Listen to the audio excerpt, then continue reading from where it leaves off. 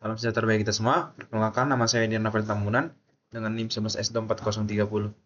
Nah, di sini saya akan mempresentasikan tentang aplikasi Spring Boot, yaitu analisis data sederhana, studi kasus, implementasi controller, dan unit testing.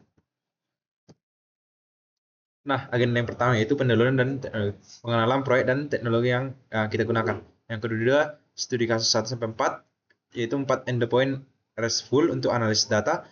Yang ketiga, unit testing, dan pentingnya dan demonstrasi pengujian code. Yang keempat, kesimpulan dan question. Nah, ringkasan dan sesi tanya jawab. Tapi itu kita skip aja untuk yang sesi tanya jawabnya. Jadi pada presentasi ini saya akan membahas analisis kode dari si home controller dan home controller tesnya.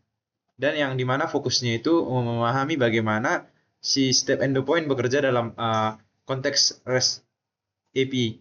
Yang dimana strategi pengujian unitnya itu digunakan untuk memastikan fungsionalitasnya berjalan dengan benar.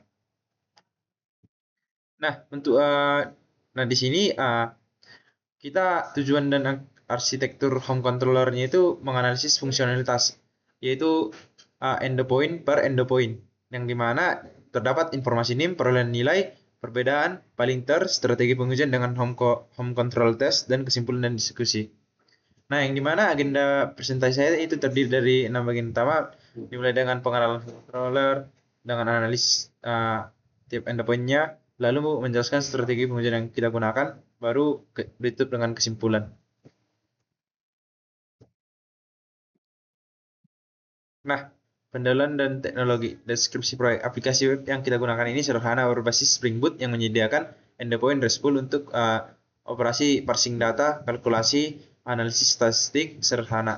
Yang dimana tujuannya itu menunjukkan implementasi logika bisnis yang jelas. Logika bisnis yang jelas dalam REST controller dengan validasi input dan unit testing. Baru untuk teknologi utamanya itu yaitu Java, Spring Boot, dan Unit 5 untuk pengembangan pengujian aplikasinya.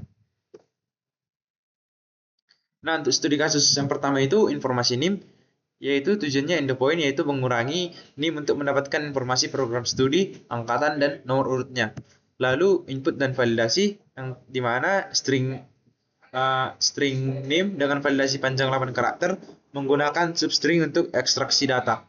Lalu untuk proses logikanya itu pemetaan kode prodi dengan hashmap dan format output string terformat dengan informasi lengkap. Yang dimana tadi endpoint ini sederhana tapi penting karena dia itu berfungsi untuk menguraikan identitas mahasiswa berdasarkan NIM.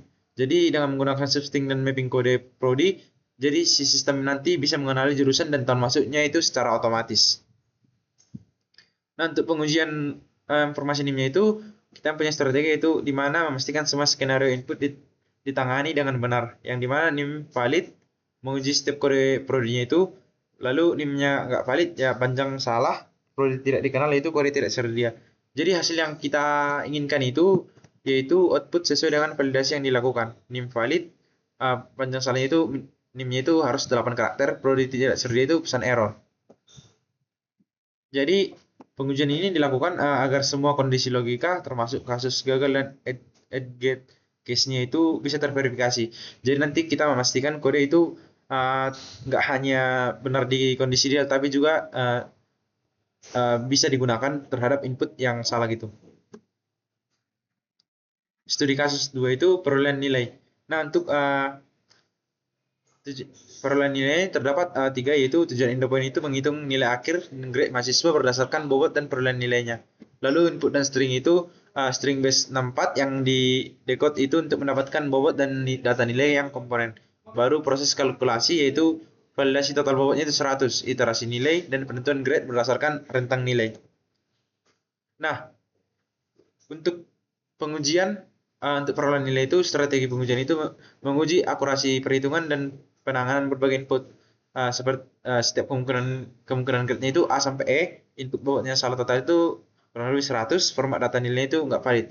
Jadi hasil yang kita inginkan itu penanganan error yang tepat untuk setiap skenario-nya. Jadi grade sesuai dengan nilai akhir, total bobot harus 100 dan pasar error untuk data invalid. Karena di endpoint ini kita mulai berurusan dengan data yang lebih kompleks lagi, format base 64 yang digunakan agar si input bisa berupa teks panjang. Jadi logikanya nanti perhitungan ini penentuan grade jadi dibuat lebih fleksibel agar mudah diuji. Nah, untuk studi kasus 3 itu perbedaan L. Nah, di sini terdapat tujuan endpointnya itu untuk menganalisis matriks persegi dan menghitung nilai berdasarkan pola L. Lalu untuk input dan parsingnya itu string base 64 berisi ukuran n dan data matriksnya 2D. Lalu untuk perhitungannya nilai L, kebalikan L, nilai tengah, perbedaan dan domain untuk n lebih besar dari 2. Nah,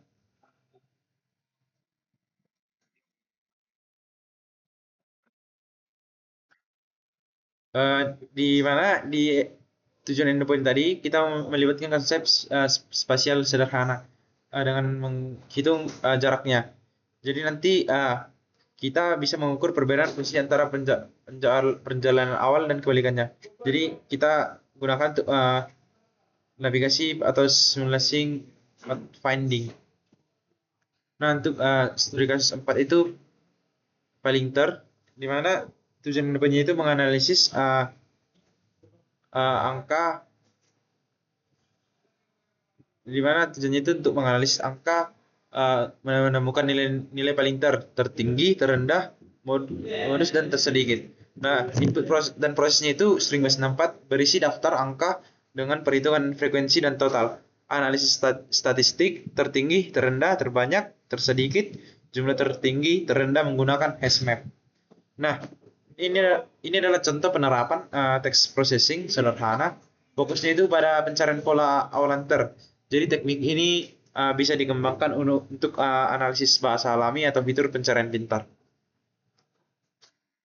Untuk code-nya nanti bisa kita lihat setelah saya menjelaskan slide yang saya bagikan ini. Nah, di sini kita melakukan penyuntingan unit test, yaitu keamanan dan keakuratannya. Memastikan setiap fungsi menghasilkan output yang benar, memverifikasi logika bisnis, validasi input atau output, deteksi bug lebih awal, dan pemeliharaan dan dokumentasi. Pemeliharaan dan dokumentasinya itu memudahkan perubahan code dan berfungsi sebagai dokumentasi, memudahkan refactoring, dokumentasi fungsi, kepercayaan dalam perubahan. Ya, dengan berbagai variasi input tadi, kita melakukan pengujian ini memastikan algoritma mampu mendeteksi pola dengan benar, termasuk menangani teks tanpa kata target atau dengan banyak kandidat yang sama frekuensinya. Nah, untuk demonstrasinya nanti kita terdapat struktur tes arrange, exert, di mana setiap fungsi tes mengikuti pola terstruktur untuk kejelasan dan konsistensinya. Dan untuk contoh query tesnya ini display name untuk deskripsi jelas, arrange menyiapkan data input, egg memanggil metode yang akan diuji, assert membandingkan hasil aktual yang diharapkan. Jadi mungkin itu yang bisa saya presentasikan dari code ini. Nah, untuk code-nya bisa kita lihat, kita diberikan home control test Java yang langsung diberikan oleh TA Bang Abdul. Ini dia. Ini sudah sesuai dengan apa yang saya jelaskan tadi pada PPT tadi. Jadi kita mendapatkan tes untuk metode perolehan nilai, kita menggunakan display name. Di diploma inilah dia untuk range, egg, assert. Ini seperti yang saya jelaskan tadi. Terus string inputnya itu ini.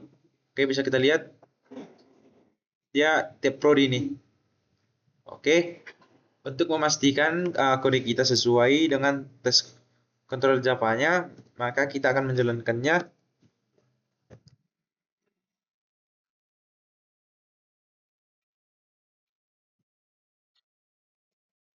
Nah, untuk kode kita ini berhasil dan kita akan cek. Ini untuk home screen to-do-nya. Nah, sudah sesuai dan kita mendapatkan 100% di setiap bagiannya. Lalu untuk memastikan kode ini berhasil dengan akurat, saya akan tunjukkan bahwa kode ini telah sukses, yang berarti kode saya itu mengikuti 100% prosedural yang terdapat pada tes Java sehingga mendapatkan centang. Nah, mungkin itu saja yang bisa saya presentasikan. Apabila ada kesalahan kata dan tutur kata yang kurang pantas atau penjelasan code yang atau penjelasan ini yang kurang bagus, mohon dimaafkan. Sekian dan terima kasih.